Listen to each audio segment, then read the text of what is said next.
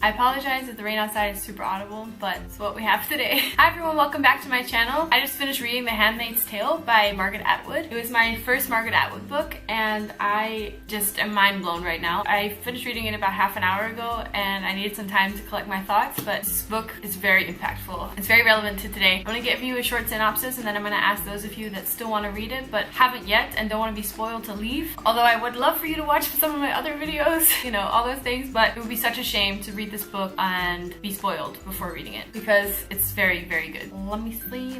This book very much relates also to 1984 by George Orwell, so if you've read that and really enjoyed that, I would recommend this book even more. I'm going to read you the synopsis from Goodreads for a part of it so that you can kind of get an idea of what it's about, and if you want to read more of it, go read the book or read more of it online. I don't want to be reading this entire video. The main character is Offred, who is a handmaid in the Republic of Gilead, and I'm not sure if I'm pronouncing that correctly, but that's the pronunciation I'm going to go with. Offred is a handmaid, and the only purpose they have in this universe is that they are there to breed. They have no other purpose, they're not meant to be doing anything else either, so basically they're bored and hopefully, breeding. In Gilead, where women are prohibited from holding jobs, reading, and forming friendships, Offred's persistent memories of life in the time before and her will to survive are acts of rebellion. Provocative, startling, prophetic, and with Margaret Atwood's devastating irony, wit, and acute perceptive powers in full force, The Handmaid's Tale is at once a mordant satire and a dire warning. Essentially, women are only there to breed and otherwise they have a specific other function. It's a dystopian future in which a lot of people are no longer fertile, and you have the commanders and their wives, and if these commanders are high enough in status and if they are in fact infertile, or at least their wives are, they're eligible to have a handmaid in the house. So before I go into the spoilery parts of this review, I want to just also recommend this to anyone that is trying to get into more like adult reading. I know some of my friends are, who are some of the biggest bookworms I know and read an insane amount of books every week or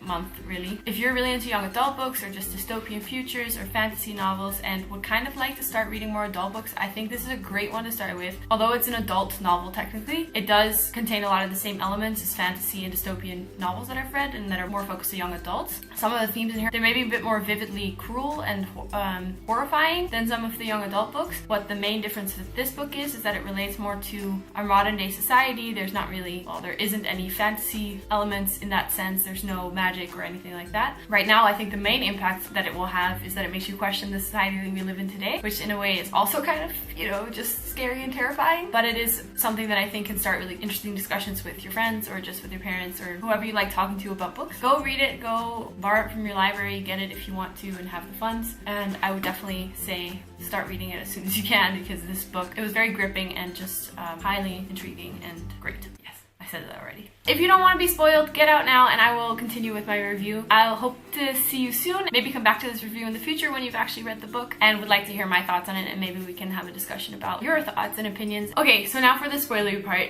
It took me almost 3 weeks to read this book, but that's mainly because I was doing other things, not because it was hard to get through necessarily. Sometimes I did have a moment where I wanted to put it down because it was just getting a little bit too heavy or something, or I just need some time to process what I've been reading. I'm mainly going to focus on the ending of the book because that's the part where I was reading and out loud gasping and just not sure what was happening anymore. A lot of the book is just similar dystopian ideas that are also in 1984 and also just in other young adult novels. I had about 40 pages left to go and I still wasn't sure what had actually happened. The first part of the book is just going through her day-to-day routine and kind of understanding the society she lives in, but we're not actually told why the society has come to exist the way that it does, which I think is really interesting because that way the reader is left thinking and left questioning what's going on, and also therefore questioning everything that she's describing that's now routine. So why have these things started to be normal? And then what I think is great is that we start to learn a little bit about the other characters as well, about her commander, about the commander's wife, and also we learn that there is a rebellion. It's also described that in any scenario in history, if there has been oppression, there's always resistance, and I think that's also what this book really shows, is that just because something has become the routine, people are being oppressed and these people are also doing something against it as actively as they can, because there's this really intense oppression where if you even step out of line a little bit, you get murdered or hanged or whatever, so it's quite insane. And then towards the ending, you get kind of more of a sense of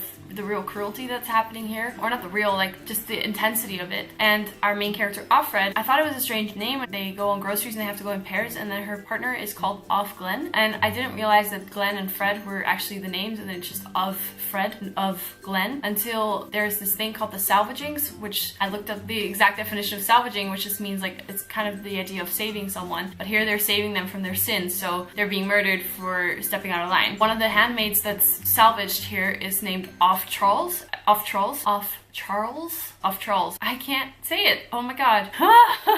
The handmaid that's being salvaged is of Charles, because then I realized that their names were strange. And then at the salvaging, the women have sat through it, and then basically they're restricted in everything else, and then they are shown someone who has reportedly raped one of their other handmaids, and they get to kill him with their bare hands. Insane to me that that was the way that they were trying to keep their handmaids under control by, oh, here's a little bit of freedom. And that's also how they describe it, a little bit of freedom, a little bit of power where there is barely any for anybody is so attractive to anybody. So that's also why a lot of the other characters are playing along, because they're getting a little bit of power in their specific roles that makes them feel less oppressed and makes them feel like they have more freedom than they actually do. There's a part in the book where she apologizes to the reader for the intensity and negativity of the story, and I found myself cringing a little bit towards myself because I realized I had actually been waiting for an apology or waiting for her to make it all okay, when in reality it's like being told to you from Afra's perspective, and she went through shit and I was expecting her to make it okay. Obviously that's not possible if the world has just gone to shit. Like, it's not just going to change because one handmaid who isn't even that heroic hates what's going on. There was actually more to the book than just the ending of Afra's story. She ends it saying that she was taken away, but also that the person that's from the household that's coming to take her away gives her the signal that he's from the rebels, so where she's going to be saved or she's going to be taken away. And so it ends with her just saying it could be either. I could be going to my freedom now, or I could be shipped off to my death. And that's where I thought the story was going to end, so I freaked out a little bit. I'm not the biggest fan of open-ended stories, even though all fun and games that you get to fill in yourself, but I generally will think the worst or just would like to know that they're okay because I start to care about the characters. What happens is that we proceed like 150 years into the future, where a professor's giving a keynote speech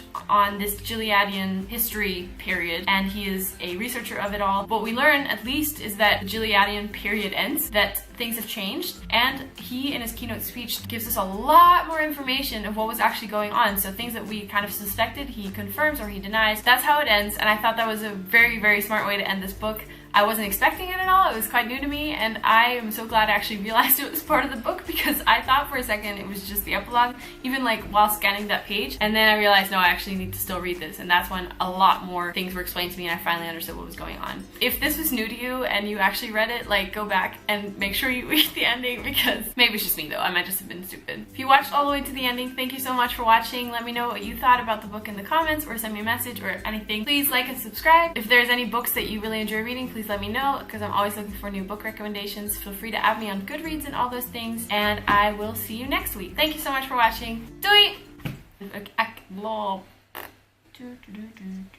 Oh.